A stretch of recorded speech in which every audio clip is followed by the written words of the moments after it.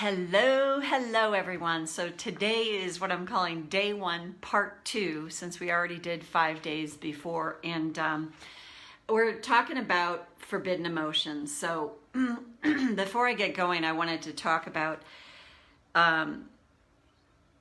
why I wanted to write this book. So what I started to notice when I was doing sessions with clients is many of us, myself included, have made so many of our life experiences, our emotions, the way we feel about someone else, the way we feel about a circumstance or situation forbidden.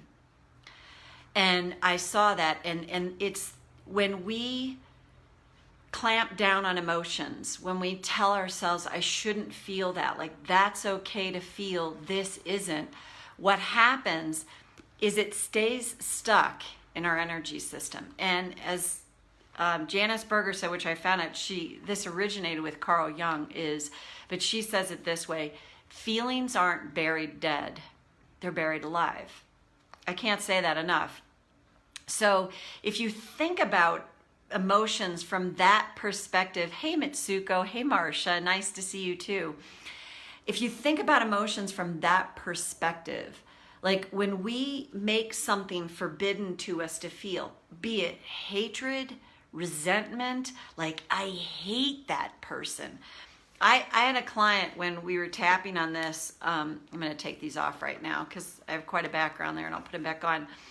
We were tapping on stuff around a parent, her mother in particular. And again, I said, if you could say anything, she said, I wish she was dead.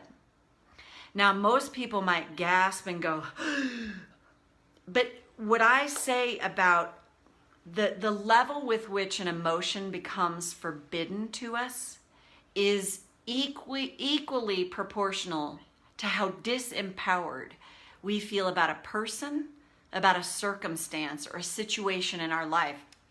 When we feel, and it's the kid in us, the little kid that's wounded, that feels completely disempowered and around this person. It's the little kid that would have gone through so much to go, I wish she was dead.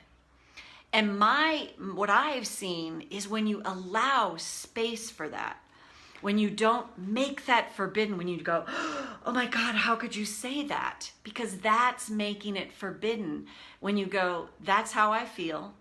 I'm not actively going to go out and do anything about it, but that's how I feel. And the caveat is you tap through that, it changes everything because it releases it over time. Now you might have that spike and that escalation in emotion, but that's a really good thing because it's letting you know that you've targeted something that's so potent and so stuck in your energy system. And the caveat is to keep tapping. And I think Marcia and Mitsuko, I'm pretty sure you guys know the story. I just always like to give personal examples. So last September 9th, my sister passed away. She had been in hospice, oh God, like 9 months, 8 months. And I was making trips to my hometown, St. Louis. I went there about 7 times. And I was so glad that I did that. I was so glad to be able to spend that time with her, to be around her. And March of last year, we thought she was going to pass. Like the doctors, the nurses, everybody was like, call your other sisters. They need to get here. Well, that was March, and my sister stayed around and hung out with us till September. And I remember my sisters and I standing over her and just weeping and going, oh my God, she's going to go. And my sister was special needs. So this is so my sister. She's laying there and we're all looking over her and like, oh my God, she's going to go. And we're just all holding hands and telling her how much we love her and how much she's given to our life. And all of a sudden, her eyes pop open. She literally is like, what's up? Like, what's going on? And I think that's the power of love that happened. And then she hung out with us and stayed around to be with us until September. So why I'm telling this story is I was processing so much grief in March of last year. That's when the big guns hit me. And it would be, I would leave there and tap, I would be there and tap, and we were reminiscing and going down memory lane and looking at old photos of our parents, and just, it was just so transformational in so many ways. Well, then when the day she died, I woke up that morning, and before I turned on my phone, I said to my husband, I don't know, I think it's today. And I flipped my phone on, and my sister has a text said, "You up?" And I knew. And my husband goes, "I'll book you a flight." And within 3 hours, I was at the airport and down there. And then my other sister and I got there and were with her when she passed. And that, I was so profoundly glad to be there when she passed. I mean, and much like I heard these stories, I was intently watching my sister, watching her, like watching all the things that she was going through, the labored breathing, all that. She was unconscious when we got there. And then I turned away from her to tell my other sister something. And I looked back and she was gone. And I went to my sister, "Oh my God, she's gone." And then we went, and everything that happened after that, I was prepared for that because I had been allowing for 9 months myself to go and process through grief. My sister and I hugged, we cried. These two attendants came and took care of her, and everything that happened after that, it was a lot of emotion, but it was this, what I would call beautiful grief, because so much of the intensity had been worked through. And this is what I mean, forbidden emotion. So when I hopped on the plane 2 days later to come, well, it was the next day. The day my sister died, I talked to my husband, and he was out of town, and then he came back the next day, and he was out, and I go, "Where's our cat Molly?" And he was like, "Oh my God, I don't know. She hasn't been here." Well, what I came to find out is she had been killed the same day my sister passed away. And I finally found out from one of my neighbors. And what I noticed when I'm on the plane coming home, and I knew she was missing, I'm on the plane and I started to hyperventilate. Now, a lot of people might be like, "Well, that's a cat. It's a cat." And I know animal lovers will totally get it. But what I noticed is I was hyperventilating, and what was coming out of me was, if she doesn't come back, I would rather die. If she doesn't come back, I would rather die. It was such an intense experience. And like I said, people would be like, "It's a freaking cat, Marty, seriously?" But what I knew was, oh, this is trauma. So I'm on the plane, and I went to the bathroom, and I'm like, "This is trauma, Marty. So when you get home, just attend to that." So I had booked a session with a person I tap with, and we tapped through it. And what came up was my experience as a 6-month-old when my parents were not killed, they were hit head on by a drunk driver and literally taken from me, meaning hospitalized for a really long time. So as a 6-month-old, and what I understand about the brain and everything, the abandonment issues in me were massive. And when we were tapping, the gal said, "I think we're tapping with your 6-month-old. And what I was saying is, if she doesn't come back, I'd rather die. If she doesn't come back, I'd rather die." And it was like, if my mom doesn't come back, I would rather die. I didn't have words. I did not have words. What was the trauma that was kicking in was before I had words. Now, as an adult, I have words, and when I'm tapping, I have words. But this is when you don't have words. You just have the emotional experience. So if we poo-poo that and go, like, "Really, it's like a cat," or anything we do to tell ourselves, "You're overreacting." Have you ever been told that? "You're too sensitive. You're overreacting." Oh my God, right? You're like, my response was, "You say I'm too sensitive like it's a bad thing." You know, we're never overreacting, really.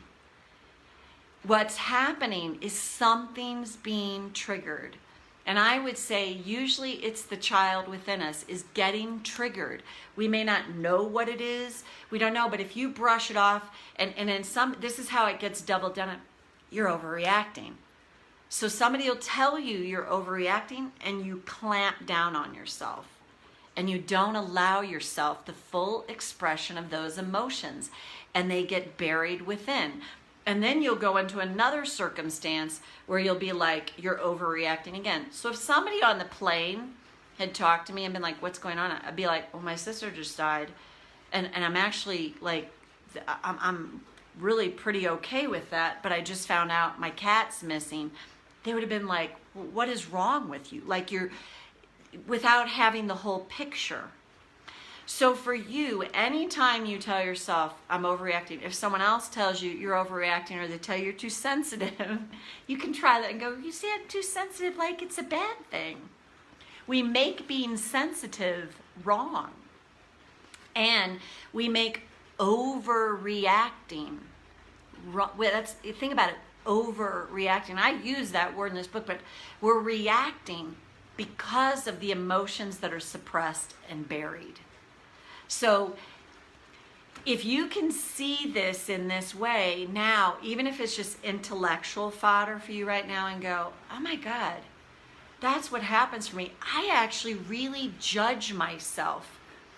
I tend to agree with this person and think I'm too sensitive, or I agree and go, I overreacted. And this is where you can go into the child part and go, baby, it's okay. I am not kidding. Get a picture of yourself as a young child, because that will help you connect with it more.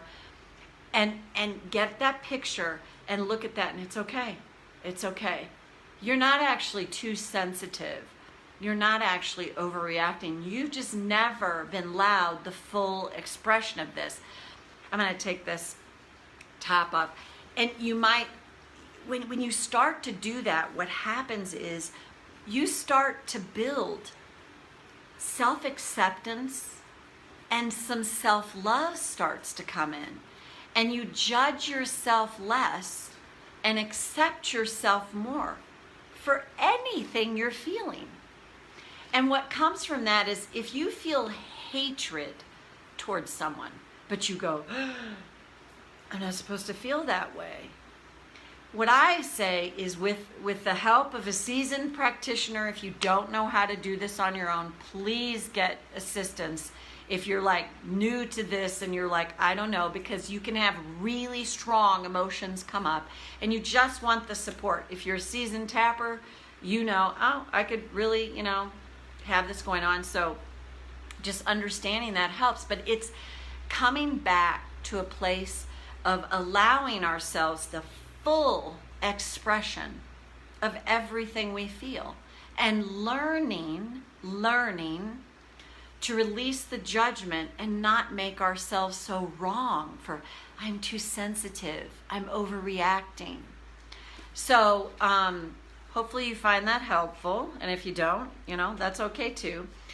So that's a lot of the impetus for this is, and what I found is, as we start to unhook from the very human, pool of emotions that we all came installed with, that we're meant to feel. I don't know, it doesn't make sense to me that we would have these emotions and it's like, well, that's okay to feel and that's not.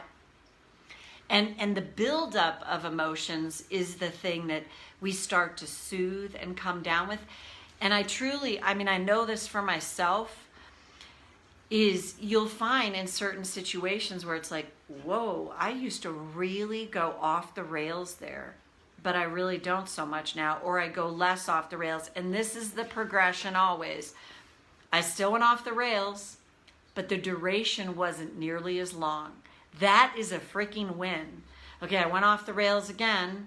I went down the rabbit hole, but I caught myself sooner. I had awareness. That's huge. To me, this is the key to the progression through that. Is it's not like I tapped 3 times and my life changed. The clouds parted, the angels sang, and everything is beautiful in its own way. It's like, no, I still get hooked, but I'm starting to unhook sooner the duration of things doesn't last as long. That's huge. It's huge. I'm not going to read this. We're going to tap. So let's do some tapping. And let me see. No, it was not just the cat, right? All my pets died right after beloved. Oh, wow, familiars. Wow. Right, Marcia? It's so much more. And hang on, I'm going to put these on. This is not that much. You're so right? Yeah, people. So this is just, you can't stop other people, damn it, God knows I've tried, from being who they are and the way they are, but you can start to shift your reaction to people. That's where we have power, empowerment. And it doesn't mean you're going to do it right away or quickly or anything, but it's like, oh, okay, I'm still reacting there, but I'm catching myself sooner. So to learn to not make just continue to not make ourselves wrong. So let's tap on this idea. If you've ever been told, I just love this one, you're too sensitive. You've probably had this experience too. Somebody says something highly insensitive to you, highly insensitive, and you react to that, and the pushback is, you're too sensitive. Okay, is it ever about that it was something highly insensitive was said as well? There's two of us here in this. Yeah, I might be reacting to this, but this could be too sensitive. You're probably never going to get someone to admit that. You might. I mean, over time, it can happen. But in the moment, it doesn't usually, because people are too triggered in their stuff. So I'm going to read. Marcia, what are you saying? In Brazil, we are called melt butter. So when you're too sensitive in Brazil, they call you melt butter. That's awesome. And then Fiona, you said, I've found pet bereavement to be painful. Oh, oh my God, it totally is. I think the relationship with a love animal is so complicated. And I so agree, Fiona. And the other thing that I would say about that is they are so, you talk about unconditionally loving. They're so loving. I heard this a long time ago. Nobody greets you quite like a dog. Well, I have 3 cats and 3 dogs. And I think I said it on the video. Yes, I have a cat. I was like, I should probably get a restraining order for her, because she's with me. She follows me so often all the time, and she's just a little doll. But it's that thing. And the thing too with my cat Molly, it was so triggering. Some stuff, from like 6 months old. It just, when the practitioner said that, I had the thought at the same time, so I knew it was true. And the abandonment, it can kick in so many of those things. The other thing that I think about animals is I believe they represent to us that innocent child within us. That innocent child that got treated in ways that were less than desirable. And we see that. And many of us sort of in a sort of way reparent ourselves in a sense through our cats, but in our dogs or animals of any kind, the key is to come back to the child within us, our own inner child, to do that. So there's that too. So I saw some notification come up and I don't know what it is. So anyway, all right, let's tap. So if you've ever been told you're too sensitive, if you've ever been told you're overreacting, I want to do some rant tapping on this, because often what happens is we either fight. I mean, I'll either fight if that's said to me, or I'll retract. I tend to be more of a fighter now. The fighter in me has come out, and even that's better, where it's like, yeah, okay, I'm just not going to get into that with you. I can have more choice now instead of going to reaction. So, start in the karate chop. Yeah, Okay, I was thinking, even though they're telling me, you're too sensitive. What? You just said something so insensitive. And I'm too sensitive? I choose to acknowledge I feel this way now. Even though this can be maddening, absolutely maddening. Are you serious? I'm too sensitive? Could it be possible you're insensitive? I deeply and profoundly accept myself now. Even though, here we go again. Yeah, here we go. I'm too sensitive. Oh, right. And I'm overreacting. I'm open to seeing this differently now. Go to the eyebrow. Too sensitive. Oh, it's madness.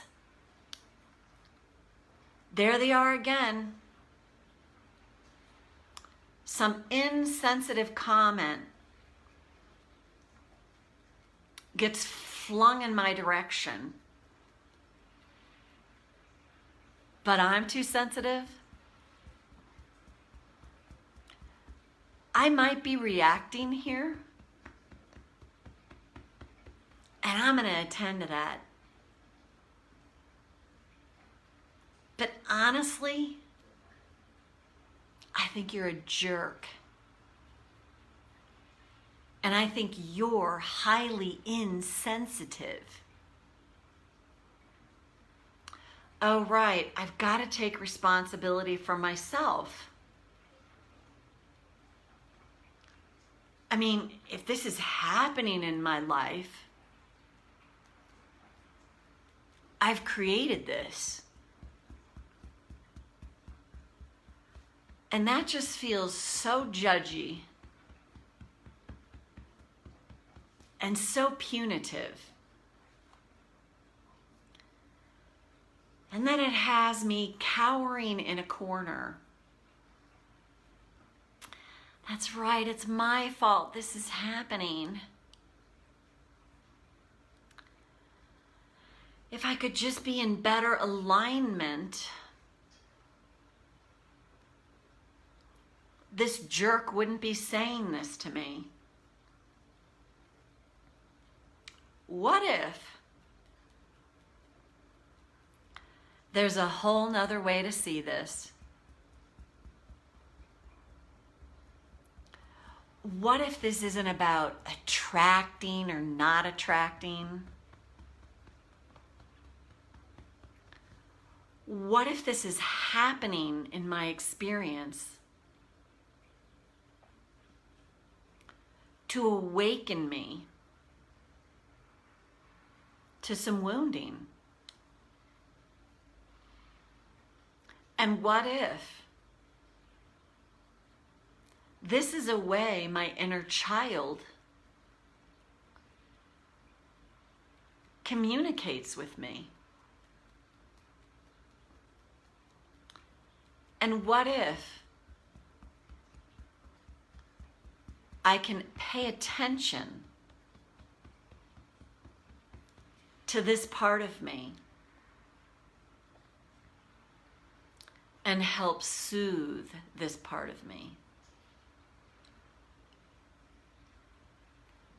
I do feel sensitive at times. And I would tell you, I think sometimes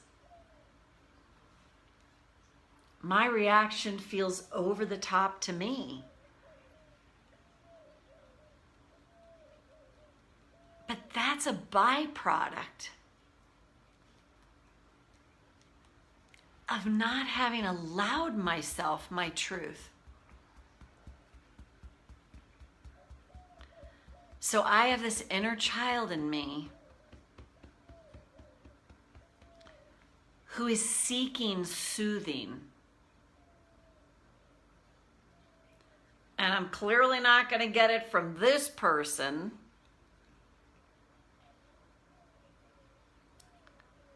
So if I can start to give that to myself,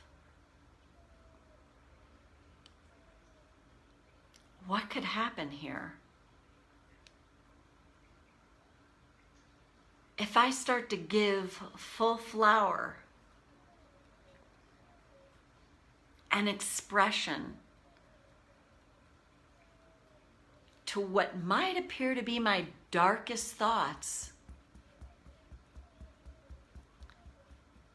and I do it in a safe and healthy way, what else could be possible for me? I'd sure like to find out. So when I get triggered and I'm told I'm too sensitive, what if I can turn to my own inner child and soothe that sensitivity? And what if that's me reparenting my own inner child and staying present with that child? I don't have to abandon that child anymore. I can tune in to this part of me.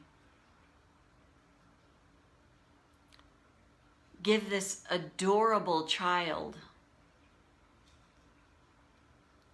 full expression in a safe and healthy way. And who knows what that could transform for me. I don't have to believe this yet. But I sure like that this could be possible. So take a breath. The thing that popped in my head during that too, and this is not to get on in a political thing at all. So, the senator here in the district of New York, Cortez, and she was. And there's a news reporter that's saying, "Yep, he heard it too." She was called a fucking bitch by another senator, and there was a lot of denials about that. And what I saw in that when she addressed this, she was grappling with, "Oh, you're so welcome, Marcia." She was grappling. She even said that with, maybe I'll just I'll put it behind me, get on with my day. And then some other stuff came out, so she felt the need to speak up about it. And what I believe that she demonstrated in doing that is the empowerment to address something. And in our culture and in our world, we are often, especially, I'm not saying men aren't told they're too sensitive. I just think it's less prevalent. So if you are, and because men are enculturated to not be sensitive at all, big boys don't cry, all that.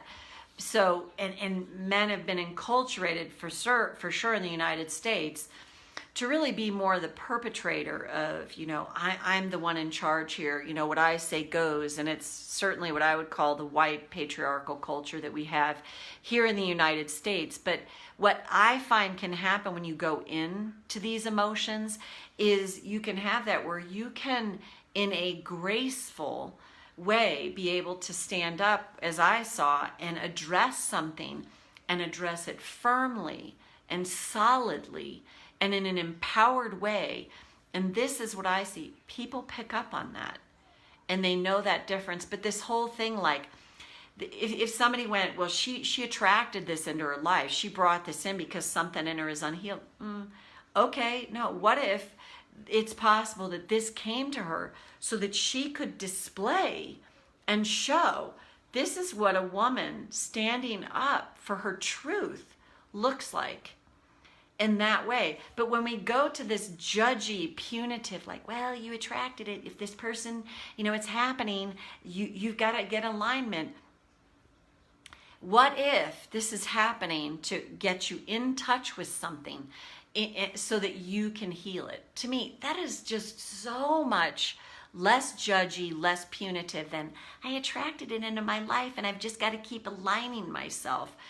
That just doubles down on us, and it doesn't allow us to free from that. So anyway, where are we at time-wise? There we are. It's usually like a half an hour. Marcia, Fiona, let's see. What else did you say? Used to it, changing it. Right, I eat. I saw that. Ruth, Tara, hello. Linda, Mitsuko. Great to have you here live. And we'll see you back here tomorrow. All right, everyone, take good care. Bye for now.